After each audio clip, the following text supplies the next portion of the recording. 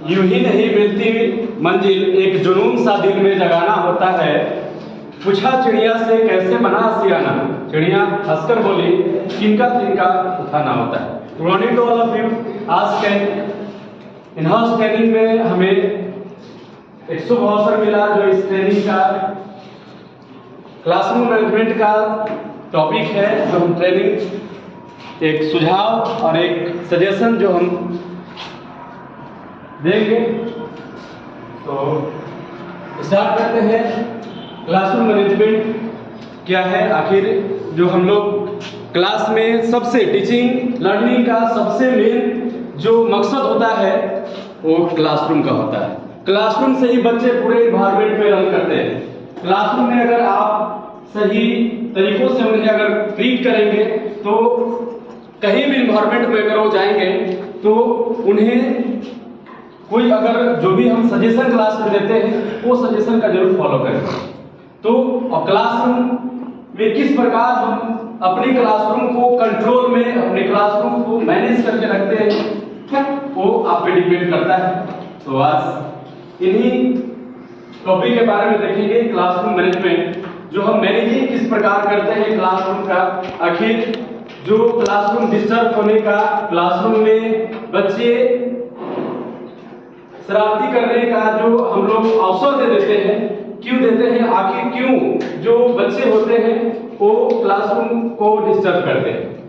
तो सबसे पहला क्लासरूम को बनाने के लिए, क्लासरूम को ऑर्गेनाइज करने के लिए कुछ ऑब्जेक्टिव्स हैं, जैसे कंसेप्ट ऑफ क्लासरूम मैनेजमेंट।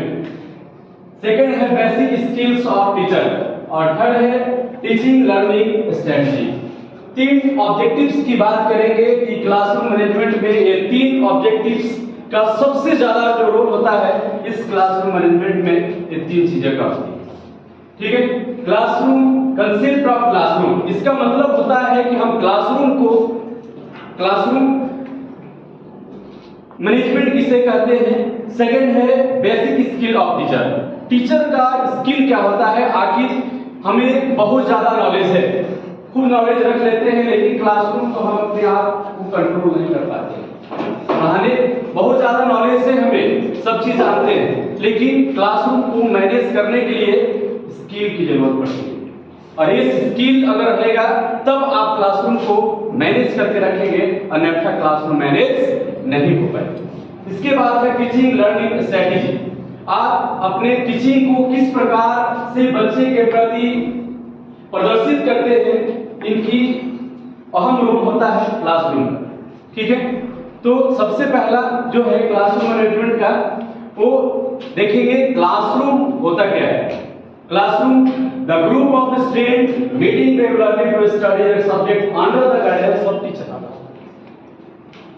एक ग्रुप ऑफ स्टूडेंट, एक स्टूडेंट का ऐसा ग्रुप जो टीचर के गाइडेंस में वो सीखते हैं। टीचर के गाइडेंस में जो भी सब्जेक्ट, जो भी टॉपिक, जो भी चीजें अगर वो सीखते हैं क्लासरूम। और एक क्लासरूम को मैनेज करने के लिए कुछ ऑब्जेक्टिव्स हैं। तो पहला ऑब्जेक्टिव है आर्ट ऑफ प्लानिंग।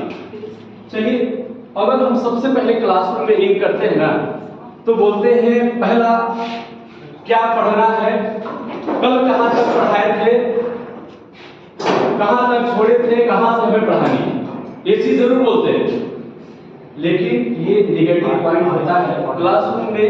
ये आप जैसे ही इन करें तो ये वर्ड को नहीं निकाले कि हमको पढ़ना क्या है, पढ़ाना क्या है, आपको पढ़ना क्या है। इसके लिए आपको क्लासरूम में जाने से पहले प्रिपेयर होना जरूरी है। आप पहले अपने आप को तैयार कर लीजिए कि हम अगर क्लासरूम में इन करें तो हमें क्या पढ़ाना है और क्या उससे हमें नॉलेज देनी है, उसके बारे में सारा चीज के बारे में जो है जानकारी हमें पहले से ही होना चाहिए। क्लास में जाने के बाद हम लोग सोचते हैं क्या करना है, तो चलिए आज ये नहीं, आज ये पढ़ाते हैं। नहीं, आप घर से आप लेसन प्लान बनाइए, प्लानिंग कीजिए। सबसे पहले आपका मेन मकसद होता है प्लानिंग करने का। क्लासरूम मैनेजमेंट का सबसे मेन अहम रोल प्लानिंग का होता है कि अगर आप प्लानिंग नहीं करेंगे, आर्ट ऑफ प्लानिंग, अगर आप प्लानिंग नहीं करके जाएंगे तो क्लास में आप पढ़ा क्या पाएंगे, नहीं पढ़ा पाएंगे। क्योंकि जो आपका क्लासरूम को जो पढ़ाने का जो मेन जो हम ऑब्जेक्टिव्स देते हैं उसके बच्चे के प्रति, तो सबसे पहले लेसन प्लान बनाते हैं। जितना भी क्लास हो, अगर क्लास में जाते हैं तो लेसन प्लान मेन अहम रोल होता है क्लासरूम में जाने के बाद। अब उसमें प्लानिंग करेंगे कि सबसे पहले टॉपिक चुनेंगे, इसके बाद बीच में क्वेश्चन जो एराइज करेंगे कि बच्चे कभी कभी ऐसा होता है बच्चे को प्रति जो है हम लोग जो भी टॉपिक पढ़ा है बीच में भी क्वेश्चन एराइज कर देते हैं। लेसन प्लान आप लोग बनाए होंगे, लेसन प्लान बनाकर जितना भी रिस्पेक्टेड टीचर्स है सब क्लास में जाते होंगे, जितना भी अगर आप लेसन प्लान बनाकर जाते होंगे, जाते भी हैं, अगर आप जाते हैं लेसन प्लान बनाकर तो क्लास में कभी आपको ऐसा फील नहीं होता है कि हम क्या पढ़ाए, क्या करें, क्या नहीं करें, बच्चे को क्या हम नई चीज दें। आप लेसन प्लान बनाकर जाते हैं, तैयार करके जाते हैं, प्लानिंग करके जाते हैं, तो आपको क्लास में जाने के बाद बच्चे खुद से सेटिंग हो जाते हैं कि हमें क्या, अब सर जो आए हैं वो ये जरूर पढ़ें, क्योंकि सर को पता है, बच्चे नहीं बोलेंगे कि क्या हमें पढ़ना है, सर को पता है कि सर क्या पढ़ेंगे। ठीक, तो प्लानिंग के लिए सबसे पहला लेसन प्लान का होना जरूरी है। लेसन प्लान बनाने के लिए ऑब्जेक्टिव्स में सबसे पहले हम लोग टॉपिक को, प्रकरण को, सारा चीजों को चुनते हैं, लास्ट में होमवर्क भी देते हैं। जितना भी टॉपिक है लेसन प्लान को हम लोग कर लेते हैं, ठीक है। लेकिन लेसन प्लान बना लेते हैं, लेकिन उसको हम लोग ऑर्गेनाइजिंग, सेकेंड टॉपिक आता है लेसन प्लान हमने बना लिया, लेकिन क्लास में जाने के बाद हमको उस लेसन प्लान को किस प्रकार यूज करना है, ठीक है। लेसन प्लान हमने बनाया, लेकिन क्लास में उसे हम किस प्रकार यूज करते हैं, किस प्रकार इंप्लीमेंट करते हैं, ये होता है ऑर्गेनाइजेशन। जैसे क्लास में गए, डायरेक्टली क्वेश्चन पूछ दिए बच्चों लोग से, क्या वो लेसन प्लान फॉलो करेगा? लेसन प्लान में ये कहता है कि सबसे पहले बच्चों से होमवर्क, पहले होमवर्क देते हैं या पहले क्वेश्चन पूछ ले। ये ऑर्गेनाइजेशन होता है कि जितना भी आपका स्टेजेस है लेसन प्लान में, उस लेसन प्लान का स्टेजेस को आप ध्यान में रखेंगे कि पहला स्टेज में हमें क्या करना है, सेकंड स्टेज में क्या करना है, थर्ड स्टेज में क्या करना है और फोर्थ स्टेज में क्या करना है। इन सारे स्टेजेस को आप सीरियस से अगर करेंगे, इन्हीं सारी चीजों को हम लोग क्या बोलते हैं, ऑर्गेनाइजेशन बोलते हैं, ठीक है। आप किस प्रकार ऑर्गेनाइज करेंगे उसे, जो भी लेसन प्लान हमने बनाया किस प्रकार ऑर्गेनाइज करेंगे, ठीक है। इसके बाद स्किल की बात है, अभी हमने थोड़ा सा पहले स्किल की बात किया। स्किल जो होता है, स्किल और एक होता है टैलेंट, दो चीजें होती है। अगर एक टीचर्स के पास टैलेंट है, अगर स्किल नहीं है तो क्लास को मैनेज नहीं कर पाए। नॉलेज रखकर भी आप क्लास को मैनेज नहीं कर पाए, क्योंकि अगर जो टैलेंट होता है वो नेचुरली होता है, टैलेंट नेचुरली होता है, लेकिन स्किल जो होता है एक्वायर्ड करना पड़ता है, और उस स्किल को आप एक्वायर कर लेंगे तब जाके आप क्लास को मैनेज कर पाएंगे। टैलेंट रखकर भी क्लास को मैनेज नहीं कर पाएंगे जब तक आप स्किल को यूज इंप्लीमेंट क्लास में नहीं करेंगे।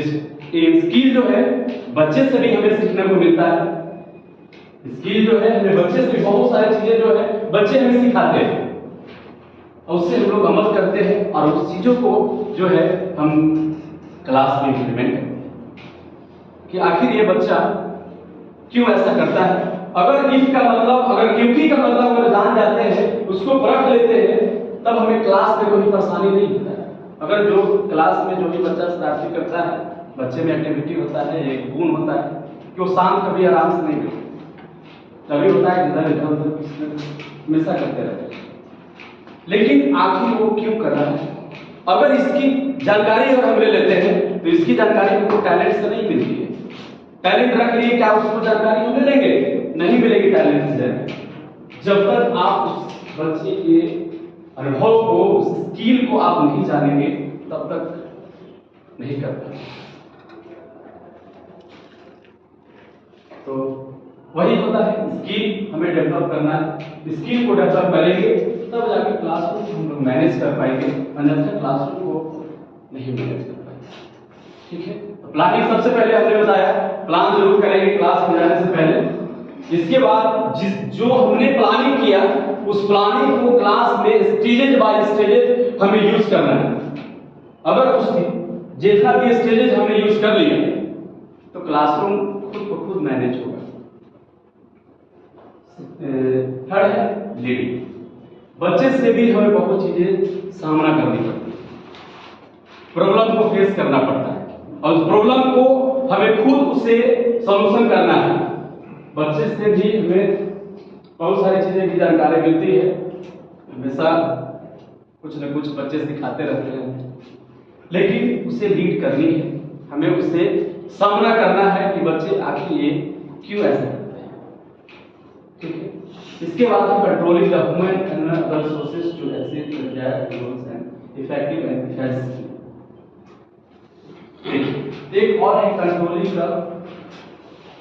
Human and other resource of, मतलब कह सकते हैं कि क्लास में एक और चीजें हैं, जो भी एक्टिविटी हम क्लास में कराते हैं उस एक्टिविटी की भी क्लासरूम को अट्रैक्टिव बनाने के लिए हमें एक्टिविटी तो कराना।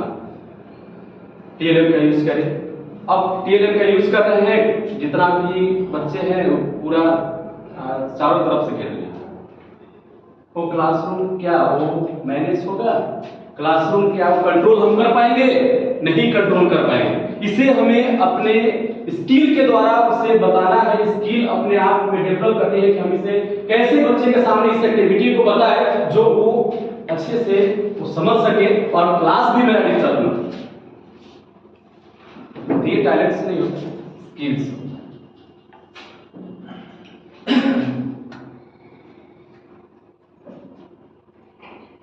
एक चीज, दो टॉपिक यहां आती है,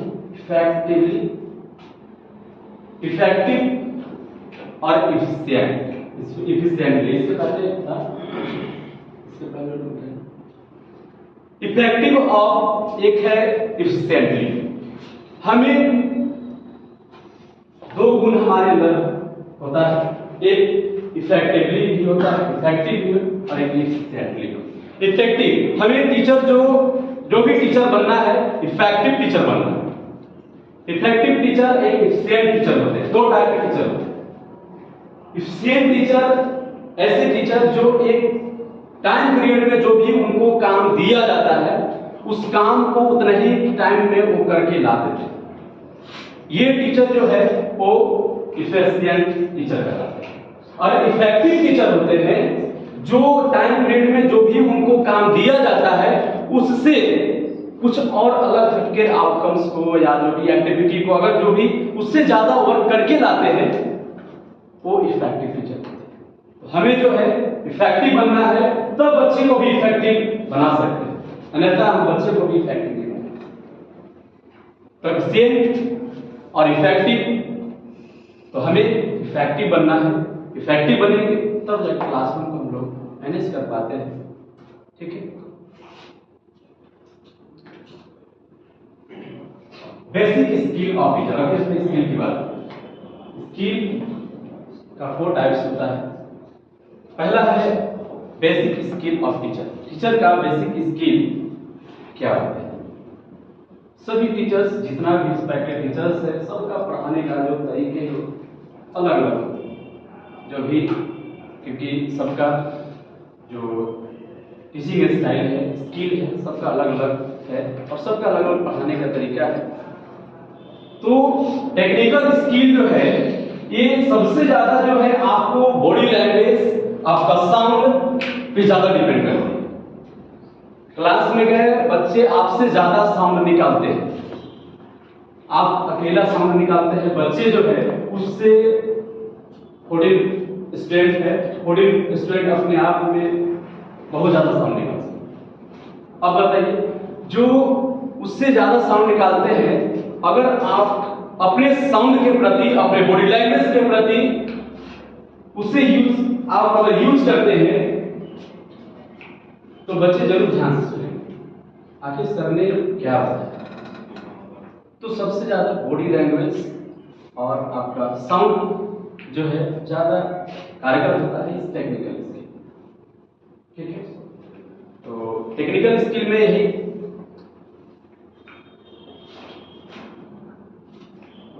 तो टेक्निकल स्किल में पहला है लेसन प्लान, सेकंड है कैरिकुलम और तीसरा है SLO. Lesson plan technical skill में क्या है। लेसन प्लान में 4 पीसेस की बात करेंगे। लेसन प्लान में बनाने के लिए हमें 4 पीसेस पे ध्यान देना जरूरी है। पहला है प्रिपरेशन, दूसरा है प्रेजेंटेशन, तीसरा है प्रैक्टिस और फोर्थ है प्रोडक्शन। ये 4 पीसेस को हम ध्यान में रखकर लेसन प्लान को बनाएंगे तो भी अगर क्लास में अपने लेसन प्लान को बनाकर प्रिपेयर करके जाते हैं तो 4 चीजें पे ध्यान देना जरूरी है। पहला है प्रिपरेशन।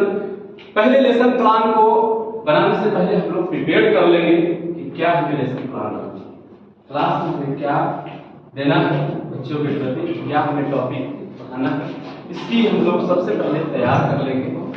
इसके बाद प्रेजेंटेशन, उस जो लेसन प्लान हमने बनाया उसे किस प्रकार हम लोग रिप्रेजेंट करेंगे बच्चे के प्रति, अपने क्लासरूम में किस प्रकार रिप्रेजेंट करेंगे उसको। थर्ड है प्रैक्टिस, जैसे एक्टिविटी की बात, एक्टिविटी भी क्योंकि लेसन प्लान में एक्टिविटी भी आता है, एक्टिविटी भी बीच में कराना है क्योंकि एक्टिविटी सबसे ज्यादा इंपॉर्टेंट है। बच्चे आकर्षित हो जाते हैं क्या एक्टिविटी, क्योंकि उनको खेल में ज्यादा मन लगता है।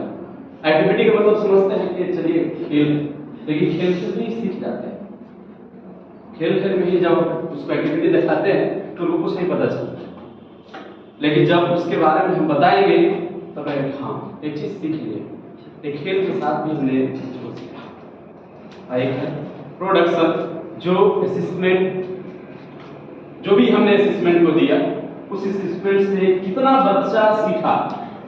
जो भी लेसन प्लान हमने बनाया, लेसन प्लान के बाद हम क्वेश्चन एनालाइज करते हैं सबसे लास्ट में जो है, या बीच बीच में भी क्वेश्चन एनालाइज करते हैं, तो उससे बच्चा कितना सीखा ये प्रोडक्शन होता है, कितना वो हासिल किया अपने क्लासरूम से। तो प्रोडक्शन तो याद रखेंगे, 4 चीजों पे हम लोग ध्यान देंगे लेसन प्लान का। पहला क्या हमने बताया, प्रिपरेशन, सेकंड प्रेजेंटेशन, तीसरा प्रैक्टिस और फोर्थ प्रोडक्शन। ये 4 चीजों को होना जरूरी है लेसन प्लान में, तब जाकर जो है हम लोग लेसन प्लान को अच्छी तरह से प्रिपेयर करते हैं। सेकंड बात आती है कैरिकुलम। कैरिकुलम क्या है? कैरिकुलम आज भी जितना भी हम लोग स्किल को डेवलप करते हैं वो कैरिकुलम से 2 चीजें आती है, कैरिकुलम और एक होता है सिलेबस। सिलेबस एक कंटेंट्स है और कैरिकुलम जो है वो कंटेंट्स के साथ साथ एक्टिविटी। कैरिकुलम कहता है कि आप केवल किताबी नॉलेज न दें, आप बच्चे को किताब के साथ साथ बाहरी नॉलेज भी दें, एक्टिविटी भी कराएं साथ में, रिलेट करके एनवायरनमेंट में छोड़ दीजिए, आप भ्रमण के लिए ले जाए। मतलब किताबी नॉलेज एक सिलेबस है, आप एक कंटेंट्स के साथ मतलब एक सीमित है सिलेबस, लेकिन कैरिकुलम कहता है, याद रखो हम लोग फॉलो करते हैं कैरिकुलम का। कैरिकुलम जो है हम लोग अपने नॉलेज, अपने किताबी नॉलेज के साथ साथ पूरा सारे जितना भी उसके बाद नॉलेज है उसके साथ जब ऐड कर देते हैं ये होता है कैरिकुलम। चौथा टॉपिक ये टॉपिक है, इससे बस क्या है, ये भी टेक्निकल स्किल है, सिलेबस जो है। थोड़ा सा कैरिकुलम पे और चर्चा करेंगे। कैरिकुलम एक माध्यम है जो हम कह सकते हैं कि जिस ट्रैक पर, जिस एम तक हमें जाना है उस एम को अगर हम चुनते हैं, जैसे मान लें सिंपल है, एक बच्चा जो है डॉक्टर बनना चाहता है, एक बच्चा इंजीनियर बनना चाहता है, तो डॉक्टर बनने के लिए उन्हें जो भी सब्जेक्ट पढ़ना पड़ता है, क्या वो सेम सब्जेक्ट इंजीनियर के लिए भी होगा? नहीं होगा। तो डॉक्टर बनने के लिए जो भी सब्जेक्ट उन्हें पढ़ना पड़ेगा एक उस खास ट्रैक पर जाएंगे, और इंजीनियर बनने के लिए जिस सब्जेक्ट को पढ़ना होगा वो भी एक खास ट्रैक पे जाएंगे। तो दोनों का एक अलग माध्यम है। करिकुलम से बच्चे में जो है मेंटल, सोशल और इमोशनल तीनों डेवलपमेंट करते हैं। क्या हम नॉलेज से कर सकते हैं? क्या हमें अगर टैलेंट है, टैलेंट से हम लोग मेंटल, सोशल, इमोशनल डेवलपमेंट कर सकते हैं? सिलेबस से कर सकते हैं? नहीं कर सकते। उसके लिए हमें करिकुलम की जरूरत है। इसके बाद है आपका एसओएस। एसओएस क्या है? Student learning outcomes. Student learning outcomes पे ये सबसे टीचिंग का भी एक अहम रोल होता है, क्योंकि बच्चा क्या सीखा, क्या नहीं सीखा, उसका एवल्यूएशन करना ये एसओएस का होता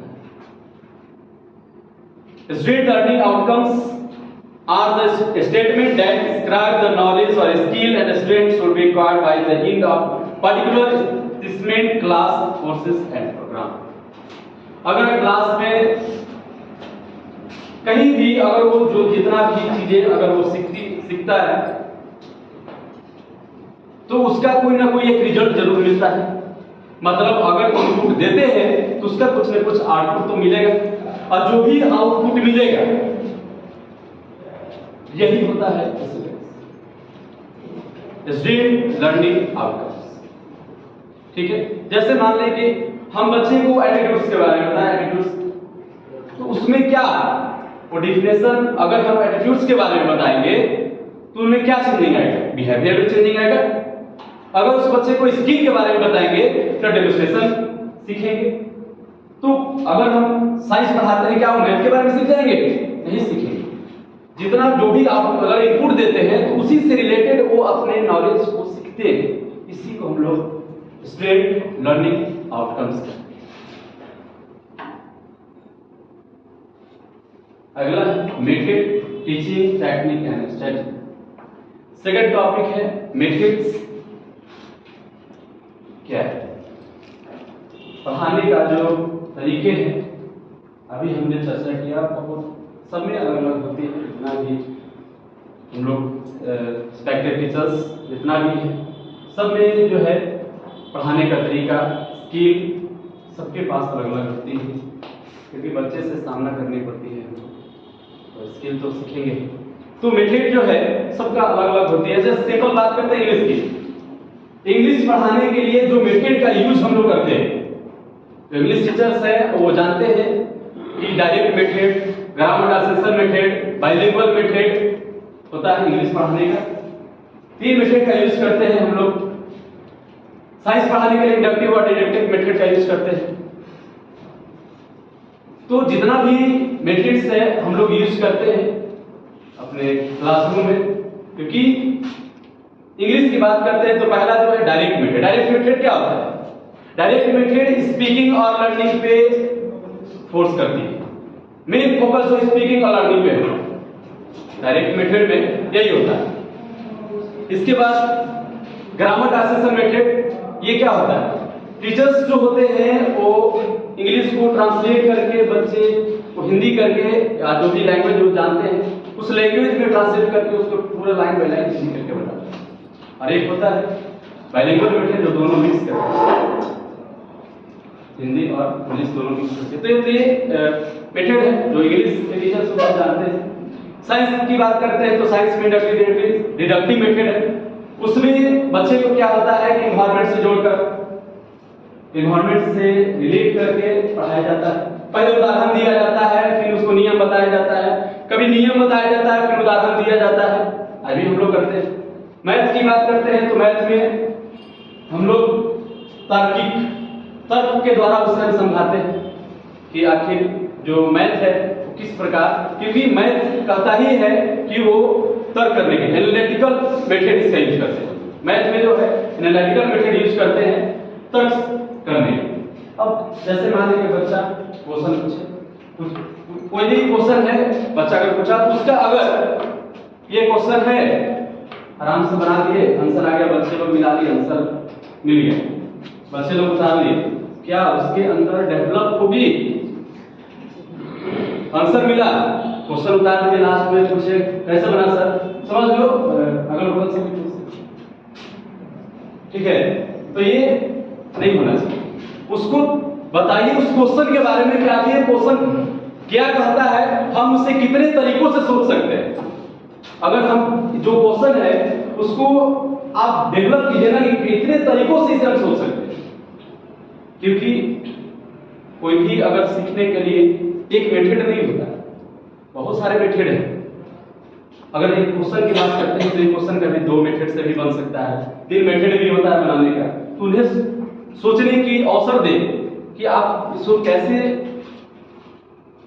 2-3 तरीकों से सोच सकते हैं कि ऐसा क्वेश्चन हम लोग बना सकते हैं।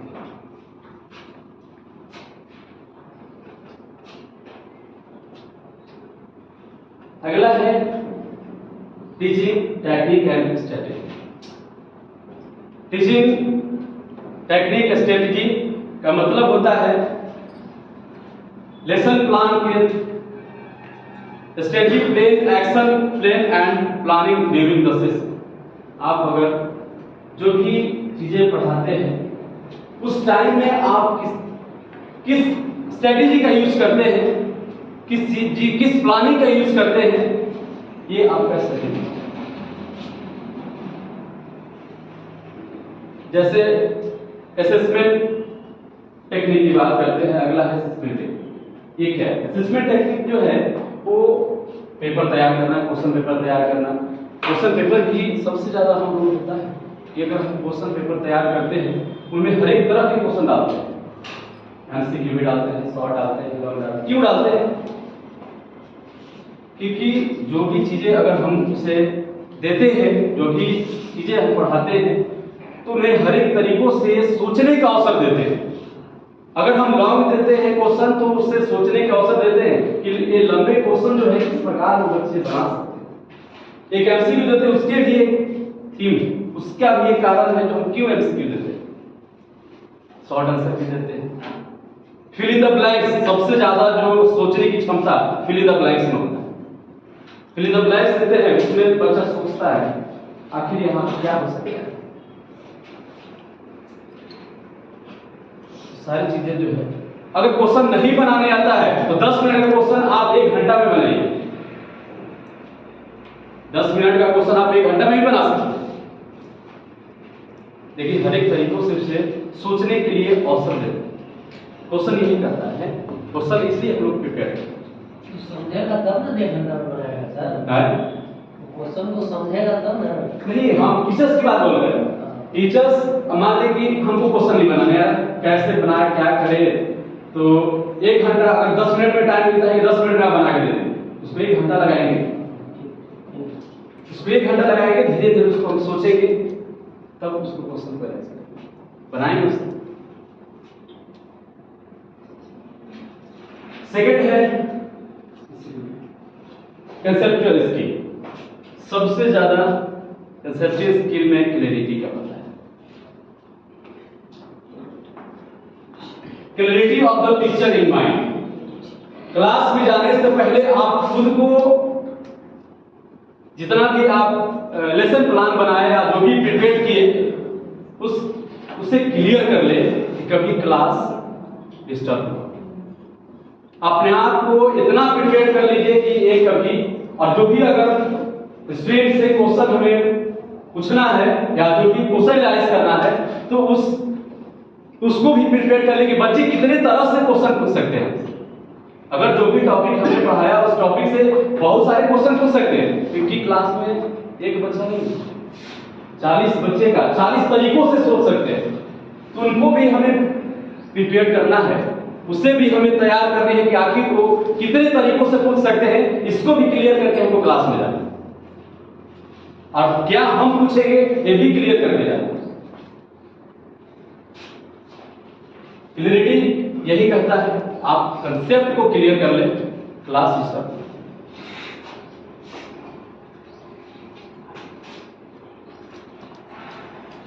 इसमें क्या होता है, कभी बच्चा प्रश्न पूछ देता है और हम उसे क्लियर नहीं कर पाते। क्यों नहीं कर पाते हैं? आखिर क्लियर न करने का वजह क्या है? हम खुद क्लियर नहीं, सेटिस्फाइड नहीं कर पाते। अगर क्वेश्चन पूछ दे बच्चा और उसे हम बता दें, लेकिन बच्चा भी संतुष्ट नहीं हुआ, बच्चा भी सेटिस्फाइड नहीं हुआ, बोल दिया जी सर, होता है, डर से भी बोल देता है जी सर समझ, लेकिन समझा नहीं। फिर से पूछिए, क्या तो समझ गया? नहीं समझ, डर से भी बोल देता है हाँ समझ गया।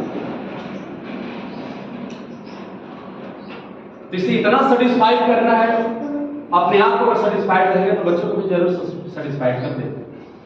इसे क्लियर कंसेप्ट को कर ले तब जाकर हम बच्चे को सेटिस्फाइड कर सकते हैं।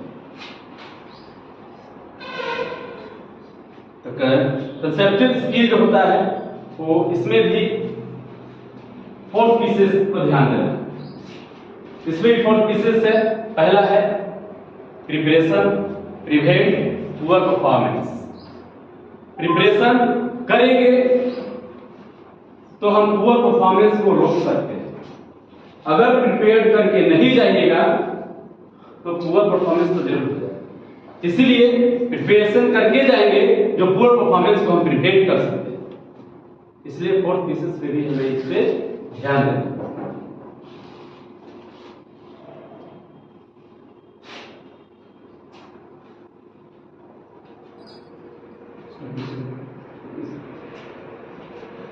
Human skill.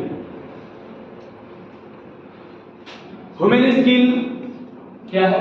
Making a classroom exclusive, principle of equality and quality be considered to be a psychologist. पहला है ह्यूमन स्किल होता क्या?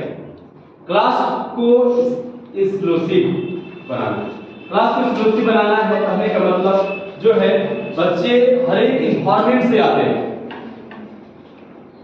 अलग अलग इन्वायरमेंट से आते हैं। उन्हें एक जगह जब बैठते हैं, एक जगह अगर रहते हैं क्लासरूम में, तो उन्हें जितना भी इन्वायरमेंट से आते हैं उनके अपने इन्वायरमेंट में डालकर उन्हें पढ़ाना पड़ता है, सिखाना पड़ता है, और उनको इन्वायरमेंट में भी हमको ढलना पड़ता है। हमें भी ढलना है उस इन्वायरमेंट में। तो यही होता है, एक्सक्लूसिव बना सकते हैं हम लोग क्लास को। सेकंड है principle of quality and political, मतलब हमें सभी को बराबर रूप से ध्यान देनी है, बराबर रूप से उसे हमें समावेशित करना है। जो अगर न समझे उसको भी हमें ट्रीट करना है, हमें उसे उत्साहित करना है, प्रोत्साहित करना है कि उसे, और उसे इतना अच्छे तरीकों से उसे हम नहीं समझा 2 बार 3 बार 4 बार उसको हम लोग एक्सप्लेन करेंगे। हमें सबको साथ लेकर चलना है, यही क्वालिटी करता है, सबको साथ लेकर चलना है। इसके बाद है साइकोलॉजिस्ट। अगर वो किसी क्लास, जो भी क्लास है उसमें अगर शरारती या बदमाशी जो भी अपना एक्टिविटी करता है, उस एक्टिविटी को हम लोग आकलन करेंगे कि आखिर ये क्यों करता है। ये भी हमें ध्यान देना है कि आखिर ये क्यों करता है। अगर आप क्यों और इफ का मतलब अगर समझ गए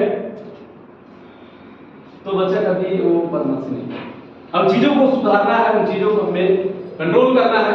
क्लासरूम खुद कंट्रोल हो। ये सारे जितना भी चीजें हमने बताया उस सारे चीजों पे अगर आप अमल करेंगे तो जरूर क्लासरूम मैनेज होगा, एक सफल टीचर हो जाएगा।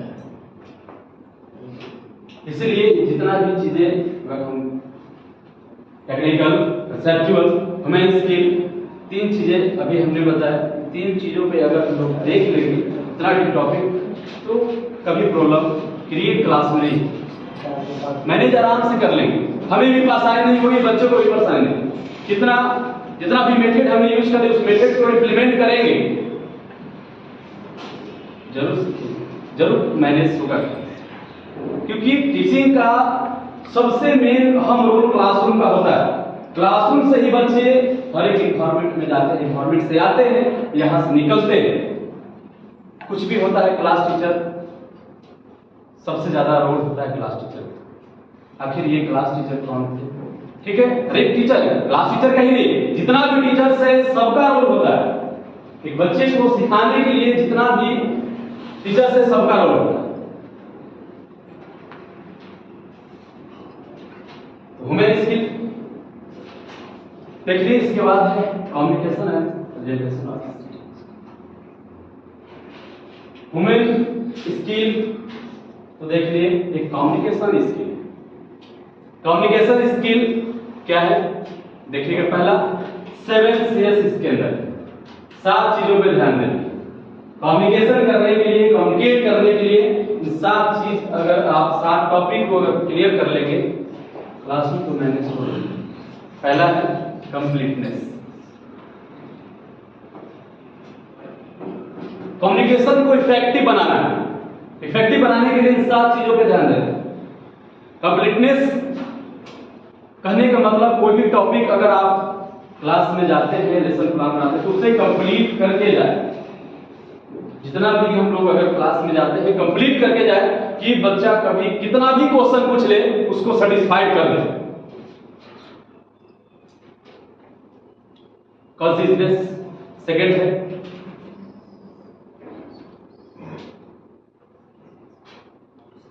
कंसिस्टेंस ना, ठीक है। इसका मतलब होता है कि बच्चे को अगर हम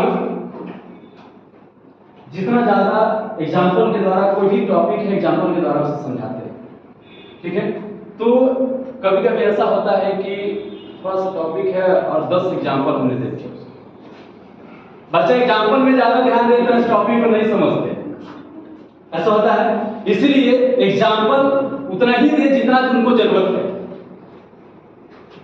नहीं तो 10-20 एग्जाम्पल दे दिए, बच्चा एग्जाम्पल को ज्यादा समझा, टॉपिक को समझा ही नहीं। एग्जाम्पल उतना ही दे जितना उनको जरूरत है। कंसिडरेशन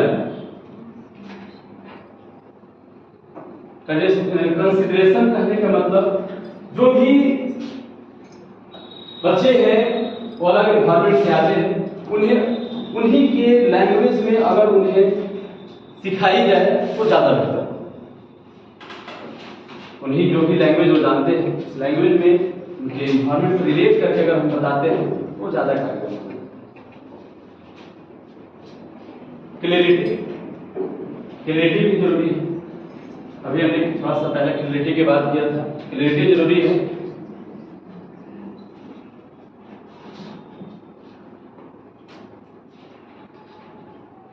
इसके बाद है कंक्रीटनेस। कंक्रीटनेस भी हम लोग निभाते हैं इसमें। कंक्रीटनेस कहने का मतलब है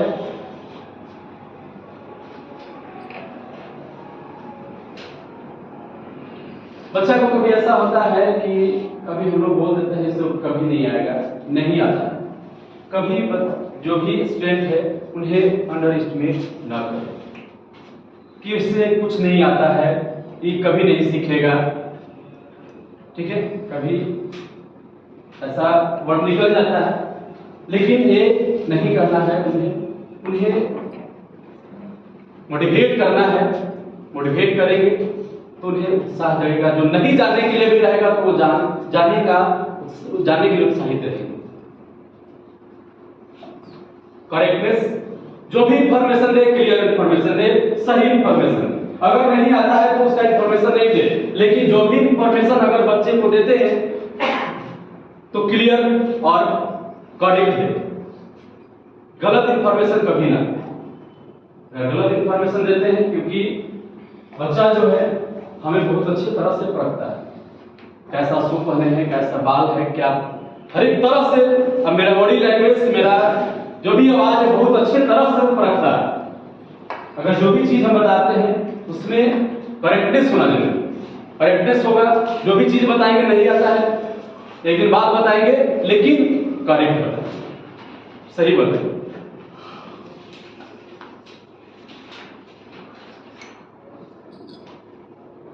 तो अभी हमने जितना भी स्किल थे, सारे स्किल थे वो देख लिए। इसके बाद टेक्निकल स्किल में कि मोर प्रोफेशनल। टेक्निकल स्किल हमें प्रोफेशनल बनाती है। Conceptual skill give your confidence उत्पन्न करता है। Women skill you to make a friendly and socially acceptable. Women skill जो है फ्रेंडली और सोशली एक्सेप्टेबल मतलब हाँ, ठीक है, सामाजिकता के बारे में बताती है।